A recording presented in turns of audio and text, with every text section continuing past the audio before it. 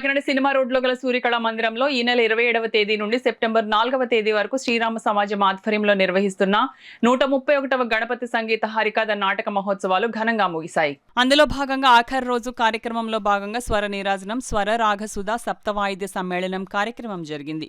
కార్యక్రమాన్ని శ్రీరామ సమాజం సభ్యులు, అతిథులు జ్యోతి ప్రజ్వలన చేసి ప్రారంభించారు. తొలుత విసుచి చావలి సూర్యకుమారి, విదుషి పుష్ప రామ్మోహనరావు, విద్వాన మహేంద్రవాడ నరసింహమూర్తి శిష్య బృందం గానం చేయగా, విద్వాన్ మహేంద్రవాడ నరసింహమూర్తి వయలిన్ పైన, విద్వాన్ అనిపిండి అనిల్ కుమార్ మృదంగంపై వాయిద్య సహకారం అందించారు. అదేవిధంగా స్వరరాగసుధ కార్యక్రమంలో విద్వాన్ విష్ణు భట్ల, శ్రీరామచంద్రమూర్తి వయలిన్, విద్వాన్ భైరవ భట్ల సుబ్రహ్మణ్య శర్మ ఫ్లూట్, విద్వాన్ కోకొండ సూర్య సుబ్రహ్మణ్యం వీణ, విద్వాన్ బంధను వీరబాబు కార్నెట్, కోటిపల్లి సూర్యబాబు మృదంగం, అనిపిండి అనిల్ కుమార్ ఘటం, తెలుగు పవన్ కుమార్ కంజిరపై వాయిద్య కచేరీ నిర్వహించారు.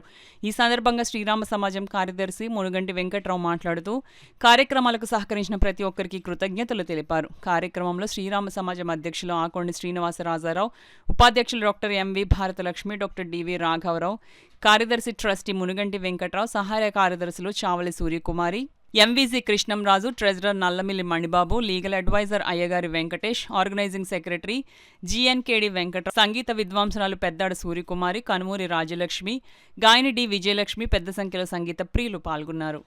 శ్రీరామ సమాజం వారి 131వ గణపతి సంగీత హరికథా మహోత్సవాలు ఈ 9 రోజులు విశేషంగా శ్రోతలందరినీ ఆకర్షించి దిగ్విజయంగా జరిగాయి. 31వ తారీఖు ఆదివారం నాడు ఛత్రపతి శివాజీ మహారాజ్ నాటకాన్ని వీక్షించడానికి వచ్చినటువంటి ప్రేక్షకులకు విశేషమైనటువంటి ఆనందం కలిగింది. ఇలాంటి మరిన్ని ఆనందకరమైన ప్రత్యేకమైన కార్యక్రమాలను వచ్చే సంవత్సరం 132వ గణపతి నవరాత్రి మహోత్సవాలలో మీ అందరికీ అందించడానికి సంసిద్ధంగా ఉన్నామని తెలియజేస్తూ మీ అందరి సహకారాన్ని శ్రీరామ సమాజానికి అందించవలసిందిగా కోరుతున్నాం. మా ఈ కార్యక్రమాలన్నింటినీ ప్రతిరోజు మీ అందరికీ అందించినటువంటి కేసీసీ ఛానల్ వారికి ప్రత్యేకమైనటువంటి ధన్యవాదాలు తెలియజేసుకుంటున్నాం.